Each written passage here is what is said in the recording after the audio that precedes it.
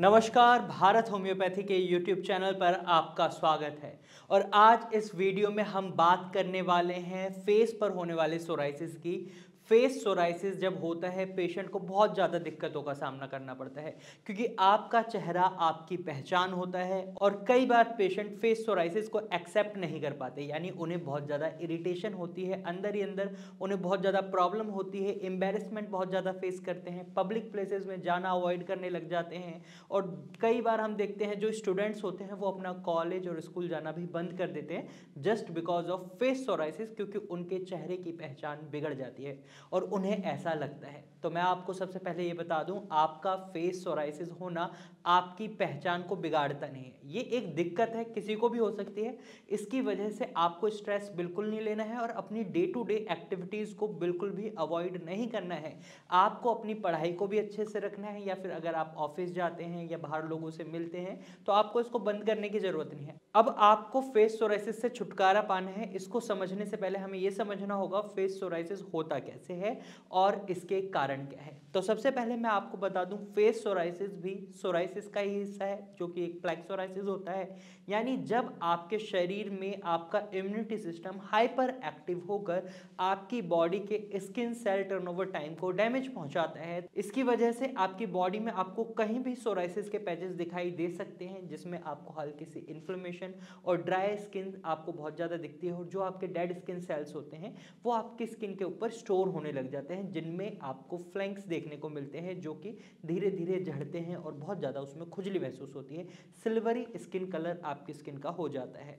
और इस सिनेरियो में हम देखते हैं कि आपकी बॉडी के किसी भी हिस्से में हो सकता है, आपकी कोहनी पर हो सकता है, आपके हाथ पर हो सकता है, और कई बार ये पेशेंट्स के चेहरे पर हो जाता है। और जब ये चेहरे पर होता है तो पेशेंट इसको अवॉइड कर नहीं सकते, क्योंकि इसको छुपा भी नहीं सकते। वो अगर वो छुपाना चाहे, आपके हाथ पे होता है तो कई बार पेशेंट इसको छुपा लेते हैं, लेकिन चेहरे पे वो इसको छुपा नहीं पाते और ऐसे में वो बहुत ज़्यादा स्ट्रेस लेते हैं, जो कि उनके लिए गलत है। मैं बार बार स्ट्रेस लेते हैं इसलिए बोल रहा हूँ क्योंकि ये हमने बहुत पेशेंट्स में देखा है जो भारत होम्योपैथी में आते हैं, या जब हमारे डॉक्टर की टीम से टेलीफोनिक कन्वर्जेशन होता है तो डॉक्टर्स जब पेशेंट से बात करते हैं तो ये एक बात ऐसी है जो कॉमनली सभी पेशेंट में हमें देखने को मिलती है। और इस स्ट्रेस की वजह से उनका सोराइसिस और ज़्यादा एग्रीवेट होता है। तो आपको सबसे पहले अपने फेस से सोराइसिस को साफ करना है, हटाना है। तो आपको स्ट्रेस फ्री रहना है, आपको काम रहना है, आपको शांत रहना है, आपको इस बीमारी को लेकर ज़्यादा सोचना नहीं है।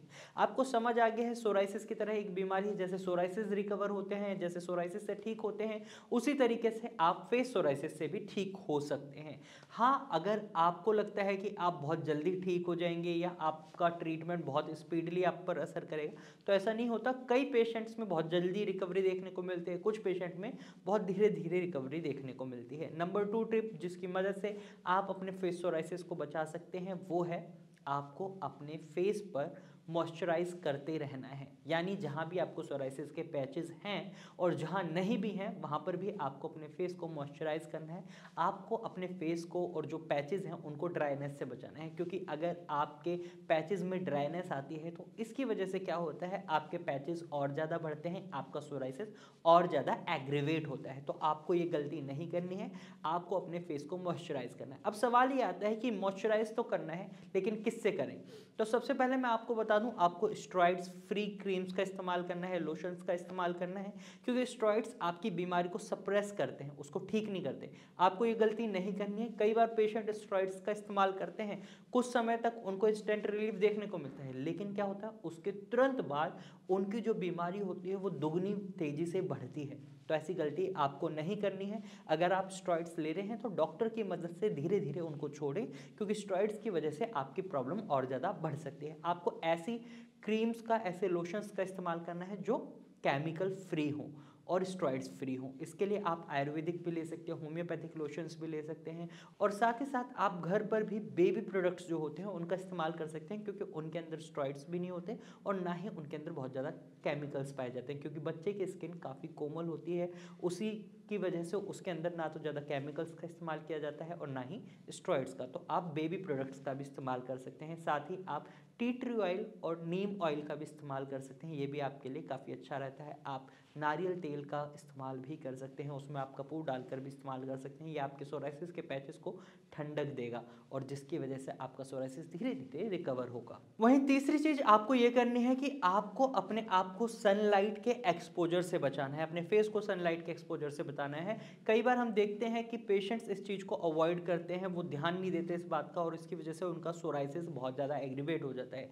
क्योंकि जब भी आप सनलाइट एक्सपोजर में जाते हैं सोराइसिस के साथ, तो इसकी वजह से आपकी स्किन पर स्वेटिंग होने के भी चांसेस बहुत ज़्यादा होते हैं और स्वेटिंग की वजह से आपका सोराइसिस एग्रीवेट हो सकता है। और साथ ही जो अल्ट्रावायलेट रेज हैं, आपकी स्किन उनको सहन नहीं कर पाती क्योंकि आपकी स्किन में ऑलरेडी दिक्कत चल रही है। तो ऐसे में भी आपको सनलाइट एक्सपोजर से अपने आप को बचाना है और अपनी स्किन को मॉइस्चराइज भी रख सकते हैं। नंबर 4 टिप जिसकी मदद से आप अपने आप को फेस सोराइसिस से बचा सकते हैं वो ये है कि जब भी आप अपने फेस को वॉश करते हैं तो उस समय ना तो आपको ठंडा पानी लेना है और ना ही आपको गर्म पानी लेना है।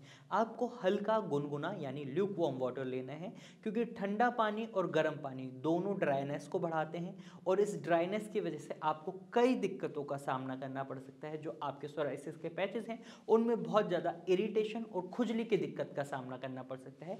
वहीं आप एक होम रेमेडी भी अप्लाई कर सकते हैं। आप टी ट्री ऑयल या टर्मरिक ऑयल की मदद से भी अपने सोराइसिस के पैचेस में रिलीफ पा सकते हैं। इसके लिए आपको क्या करना है, आपको एक कॉटन का छोटा सा टुकड़ा लेना है और उसको टी ट्री ऑयल में या टर्मरिक ऑयल में हल्का सा डिप करना है और अपने सोराइसिस पैचेस पर लगाना है। इसको लगाकर आपको छोड़ देना है थोड़ी देर के लिए। अगर आपको इससे इरिटेशन होती है या खुजली और ज़्यादा बढ़ती है तो आप इस नुस्खे को बिल्कुल भी अप्लाई नहीं करेंगे, क्योंकि पेशेंट टू पेशेंट और पर्सन टू पर्सन स्किन का टेक्सचर काफ़ी डिफरेंट होता है। हर टेक्सचर पर एक होम रेमेडी अप्लाई नहीं करी जा सकती। तो इसलिए अगर आपको रिलीफ मिलता है तो ही आप इस होम रेमेडी को अप्लाई करें, वरना आपको इस होम रेमेडी को अवॉइड ही करना है, क्योंकि इसकी वजह से भी आपका सोराइसिस बढ़ सकता है। अगर आपको रिलीफ मिल रहा है तो आप इस होम रेमेडी को कंटिन्यूटी में स्टार्ट रख सकते हैं, कंटिन्यू रख सकते हैं लगभग 15 से 30 दिन के लिए। उसके बाद आप एक बार डॉक्टर से जरूर कंसल्ट करें अगर आप इसको आगे कंटिन्यू करना चाहते हैं। वहीं अगली होम रेमेडी जो आप अप्लाई कर सकते हैं वो है, आप विटामिन ए कैप्सूल्स मार्केट से इजीली खरीद सकते हैं। उसके अंदर जो लिक्विड होता है उसको आप अपने सोराइसिस पैचेस पर लगा सकते हैं। इससे आपकी स्किन में ग्लो भी आएगा, साथ ही आपके जो सोराइसिस पैचेस हैं उनमें भी आपको रिलीफ मिलेगा, क्योंकि वो विटामिन ए के फ्लूइड से मॉइस्चराइज रहेंगे और उनको विटामिन ए की भी जो आपकी बॉडी में रिक्वायरमेंट होती है, आपकी स्किन के लिए अच्छी होती है, वो भी फुलफिल होगी। तो ऐसे में आप विटामिन ई कैप्सूल्स का इस्तेमाल कर सकते हैं। वहीं आपको अपनी डाइट में, अपने लाइफस्टाइल में पानी के अमाउंट का खास ध्यान रखना है। आपको अपनी बॉडी को लगभग दिन में 4 से 5 लीटर पानी जरूर देना है, क्योंकि इसकी वजह से आपकी बॉडी डिटॉक्स अच्छे से होती है। और जब आप पानी कम मात्रा में पीते हैं तो आपकी बॉडी सही से डिटॉक्स नहीं होती, और जब टॉक्सिन्स आपकी बॉडी में ज़्यादा होते हैं तो इस वजह से भी आपका सोराइसिस एग्रीवेट हो सकता है। तो ऐसे में पानी भी आप सही मात्रा में पिएं। वहीं आप नीम के पत्तों के इस्तेमाल से भी अपने फेस सोराइसिस से रिलीफ पा सकते हैं। उसके लिए आपको क्या करना है, आपको नीम के पत्ते लेने हैं, पानी में उबालना है नीम के पत्तों को और पानी को ठंडा होने देना है और उसके बाद उस पानी से अपने फेस को वॉश कर लेना है। इससे भी आपको काफ़ी रिलीफ देखने को मिलेगा। अब बात ये आती है, क्या इन टिप्स की मदद से आप अपने फेस सोराइसिस को ठीक कर सकते हैं? तो मैं आपको बता दूं, हाँ, आप इन टिप्स की मदद से अपने फेस सोराइसिस में रिलीफ पा सकते हैं, लेकिन इसे प्रॉपरली ठीक नहीं कर सकते, क्योंकि फेस सोराइसिस भी सोराइसिस का ही हिस्सा है। सोराइसिस एक ऑटो इम्यून डिसऑर्डर है जिसमें आपका इम्यूनिटी सिस्टम हाइपर एक्टिव होकर आपकी स्किन को डैमेज पहुंचा रहा है और इसके चलते आपकी स्किन पर आपको सोराइसिस पैचेस देखने को मिल रहे हैं। तो ऐसे में ये आपकी बाहर की दिक्कत नहीं है, ये आपके शरीर के अंदर की दिक्कत है। इसको मेडिकल ट्रीटमेंट के थ्रू ही ठीक किया जा सकता है। इसके लिए आप होम्योपैथिक ट्रीटमेंट ले सकते हैं। आप भारत होम्योपैथी की डॉक्टर की टीम से कंसल्ट कर सकते हैं, क्योंकि भारत होम्योपैथी में कई सोराइसिस के पेशेंट आए थे जिन्हें ये लगता था उनका सोराइसिस कभी ठीक नहीं हो सकता, लेकिन भारत होम्योपैथी से मेडिकल ट्रीटमेंट लेने के बाद उन्हें काफ़ी अच्छा रिलीफ मिला है और काफ़ी पेशेंट्स रिकवर भी हुए। और इसका खास कारण ये है कि भारत होम्योपैथी में जो भी पेशेंट्स आते हैं उनको कस्टमाइज्ड मेडिसिन दी जाती है, यानी पेशेंट के मेन रूट कॉज पर काम करा जाता है। Patient to patient root cause different होते हैं। किसी पेशेंट का जो सोराइसिस एग्रीवेट होता है वो कॉन्स्टिपेशन की वजह से एग्रीवेट होता है, ये कुछ ट्रिगर पॉइंट्स हैं जिनकी वजह से उनका सोराइसिस एग्रीवेट हो सकता है, जैसे कॉन्स्टिपेशन हो गया, अल्कोहल का बहुत ज़्यादा अमाउंट में कंजप्शन हो गया, क्योंकि ऑटो इम्यून डिसऑर्डर तो है लेकिन ऑटो इम्यून डिसऑर्डर को भी एग्रीवेट करती हैं कुछ चीज़ें जो रूट कॉज बन जाती हैं आपकी बीमारी का। तो ऐसे में अगर उस रूट कॉज पर काम कर लिया जाए जो आपकी बीमारी को बढ़ाता है तो आपको बहुत जल्दी रिलीफ मिल जाता है। तो अगर आप भारत होम्योपैथी की डॉक्टर की टीम से कंसल्ट करना चाहते हैं तो आप स्क्रीन पर दिए गए नंबर पर कॉल कर सकते हैं और भारत होम्योपैथी की डॉक्टर की टीम से कंसल्ट कर सकते हैं। आज की वीडियो में सिर्फ इतना ही है। मुझे उम्मीद है ये वीडियो आपको अच्छी लगी होगी। अगर इस वीडियो के बाद भी आपके मन में कोई सवाल है या आप हमें कोई सजेशन देना चाहते हैं तो आप कमेंट के थ्रू अपना सवाल भी हमसे पूछ सकते हैं और साथ ही आप अपना सजेशन भी कमेंट के थ्रू हमें दे सकते हैं। और अगर आप सोराइसिस या स्किन से रिलेटेड और अपडेट्स लेना चाहते हैं और ज़्यादा इन्फॉर्मेशन लेना चाहते हैं तो आप हमारे चैनल को सब्सक्राइब कर सकते हैं, क्योंकि इस चैनल पर हम आपको सोराइसिस से रिलेटेड सभी इन्फॉर्मेशन देंगे जो हर एक सोराइसिस पेशेंट को पता होनी चाहिए। और ऐसी ही नई वीडियोस और नई जानकारी के लिए आप हमारे चैनल को सब्सक्राइब करने के साथ साथ बेल आइकन को जरूर दबाएं ताकि आपको अपडेट इजीली मिले और आपको पता चल जाए जब भी हमारी नई वीडियो आती है। और इसी के साथ इस वीडियो में सिर्फ इतना ही, फिर मिलेंगे एक नई वीडियो के साथ, तब तक के लिए नमस्कार।